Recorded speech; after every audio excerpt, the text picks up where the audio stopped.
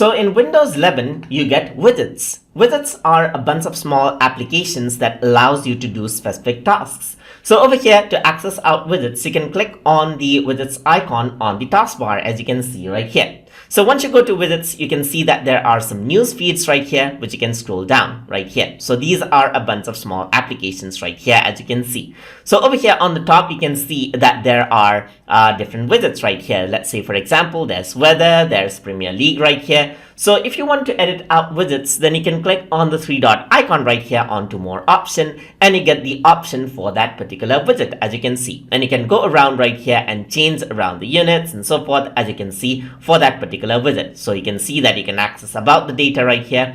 And for the overall widget area, you can go around over here and see that there are various options, as you can see right here, to set the widget criteria to however you like. So you can go around right here, set the criteria right here, and just like that. So that is how you can access and utilize widgets inside of Microsoft Windows 11. So I hope you guys learned something as always. And as always, please like, comment, share, and subscribe.